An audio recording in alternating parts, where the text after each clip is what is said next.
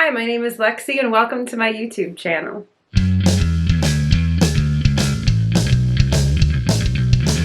In today's video, I'm going to be going through my fashion inspirations that I've been collecting for the last year and really try to find common themes and takeaways to try to help me nail down a sort of specific style for myself and sort of figure out more concretely what it is that I'm drawn to and what I want my style to be, like my goal styles. I guess maybe some people don't think it's that complicated, but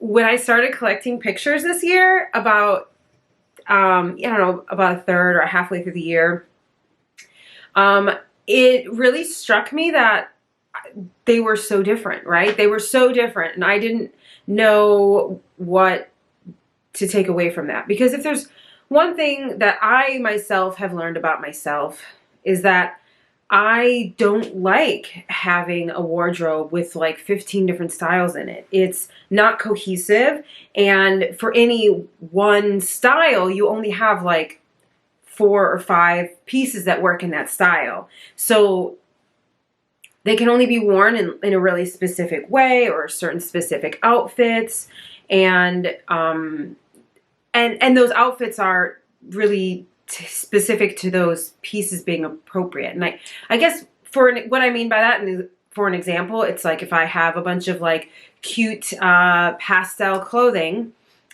but they're all warm weather clothes, and then when I want to try to wear them in the winter, I have to try to mix in clothing that's not really cohesive at all, both in color palette, but also in styling. And then it just looks like a mess because I didn't buy my clothes with any sort of cohesion in mind. I bought them for the individual pieces or for like these like almost like little micro capsules in my wardrobe.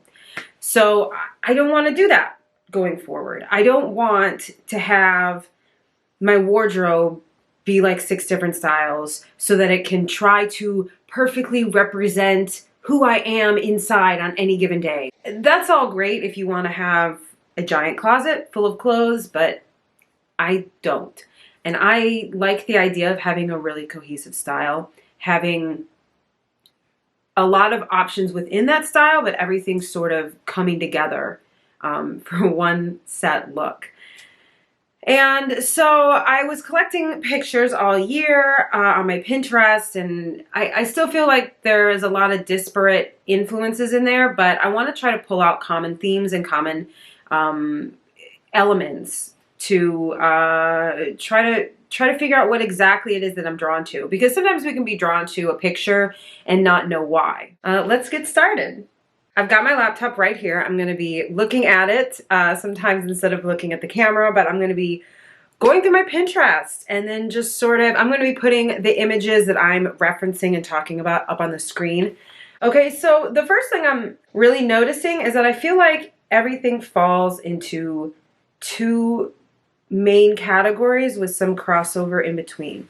And the first one is a really, really girly style that's kind of like definitely Peg Bundy influence. I talk about her a lot. I don't know why, you guys. I like her style. But there are a lot of other like people that embody that style. So there are a lot of characters like Alabama Worley from True Romance, the character Star from White Oleander, if you guys have seen that.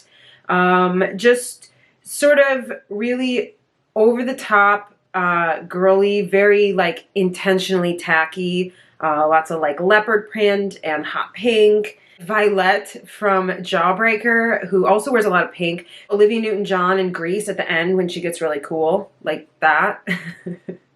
So it's a lot of like tight pants, and I already do own like 4 pairs of disco pants, so that's not a surprise. It's a lot of tight pants, a lot of bright colors, a lot of like intentionally tacky looks, and very matchy-matchy, whether that's an entire monochrome look, like all pink, head to toe, or if it's just like very well color coordinated. Inspirations that also relate to that are in here I see Marissa Tomei from My Cousin Vinny.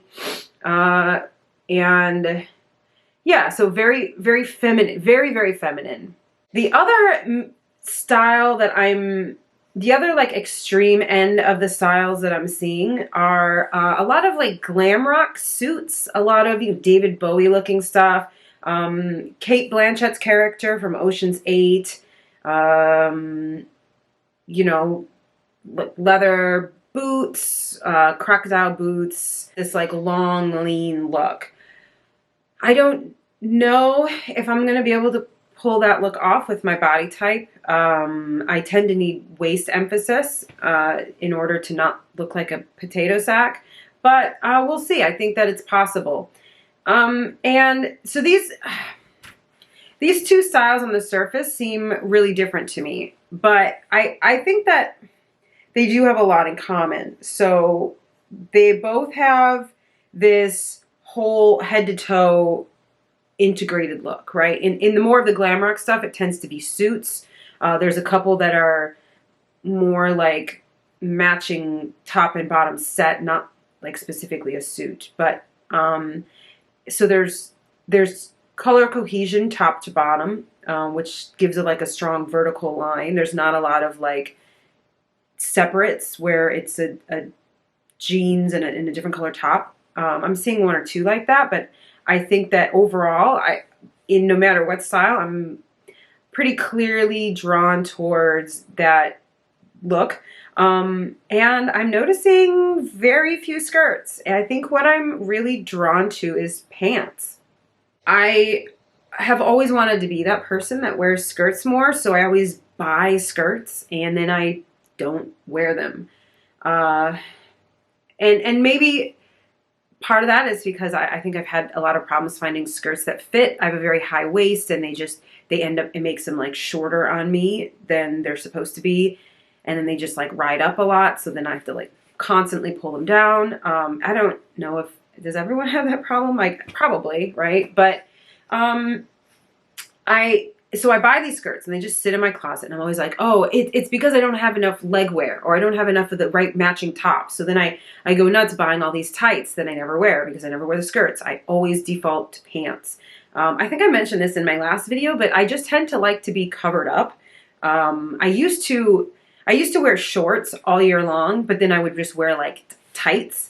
But I always had to have tights on, even with the shorts. I've never been someone who just likes to have like a lot of bare legs. Like I don't like wearing sandals, having my toes out. It's like, no. That could be because I grew up in Wisconsin where it's cold. I don't know. I'm clearly drawn to pants. I would like to find some skirts, more skirts to work into my wardrobe. I still want to be that person, but maybe that's just like the fantasy me. That will never be true.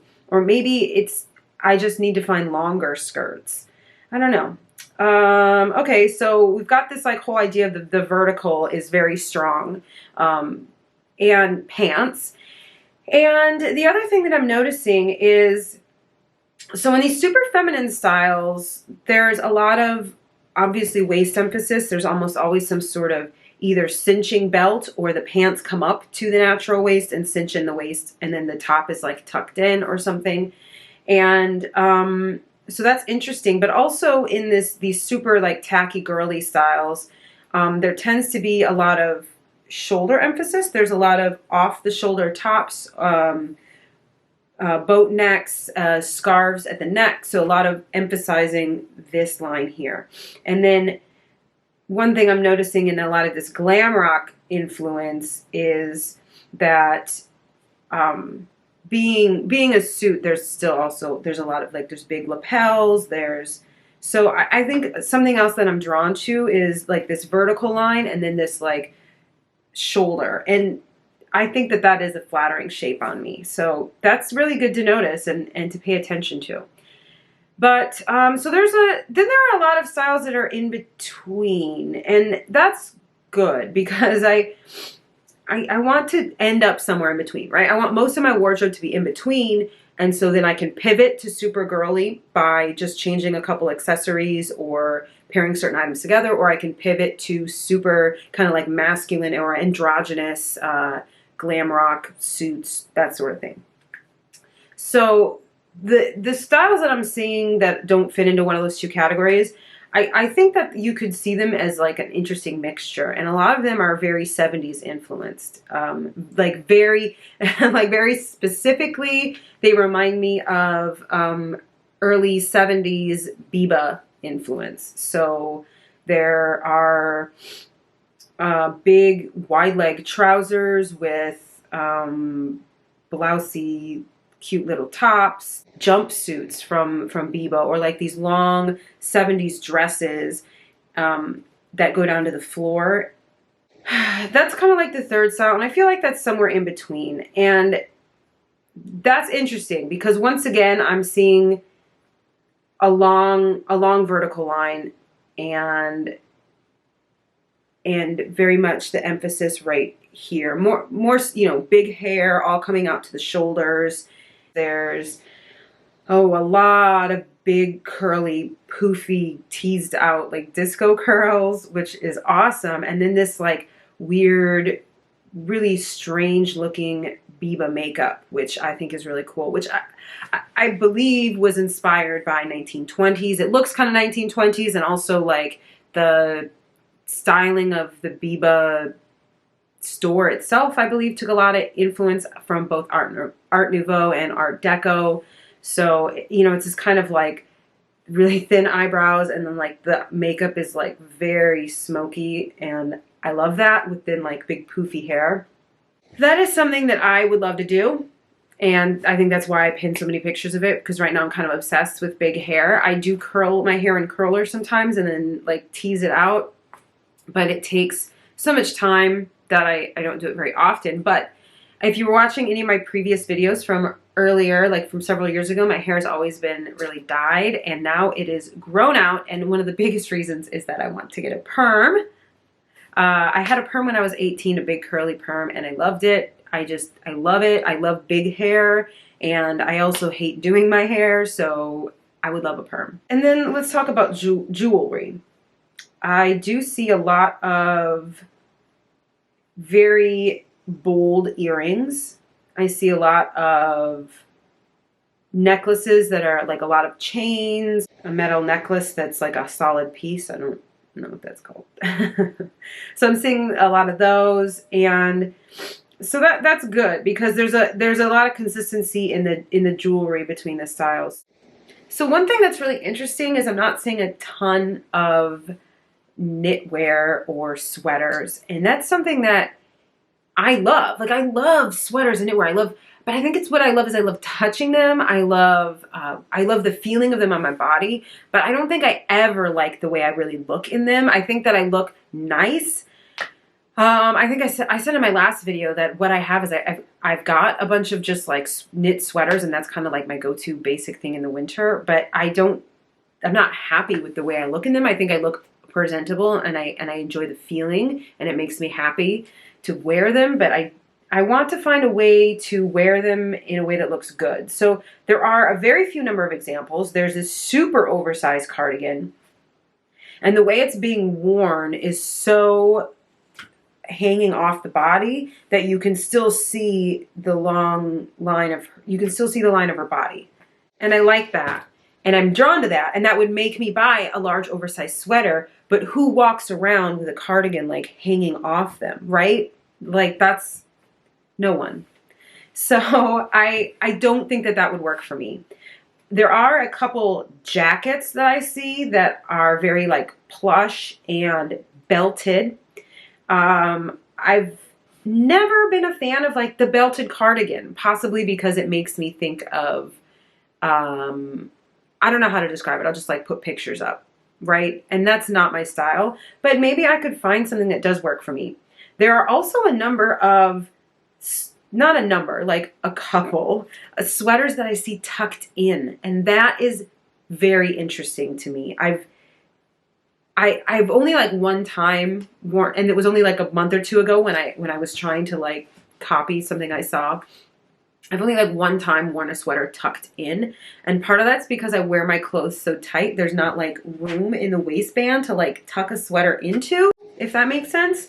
And also I've always been afraid of it making my waist look big. So I don't know, maybe I can find a way to make that work. I'm gonna have to think about that one because I do love me some knits, but I'm not drawn to the way they look objectively from the outside. So I don't know what I'm gonna do about that. And maybe, yeah, try to find some belted cardigans. I guess my takeaways are, to summarize, number 1, girl, you don't like skirts. Pants. Stop trying to make yourself wear skirts. That's not who you are. Number 2, top to bottom cohesion. So try to find monochromatic outfits, matching top and bottom sets. Try to find, even if you have separates, then make sure that you have a way to pull those colors from the bottom to the top and from the top to the bottom, so that's still like a vertical line, okay? Number 3 is girl needs some waist emphasis.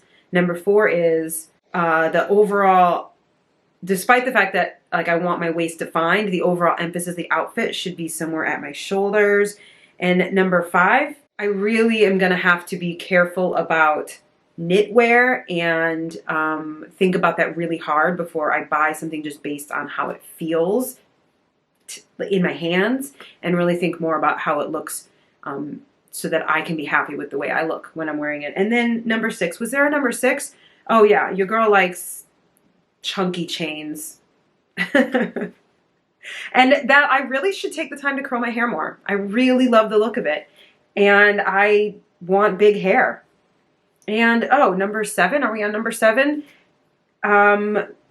Start shopping for big pants instead of just defaulting to rebuying the same pairs of black skinny jeans every time they wear out.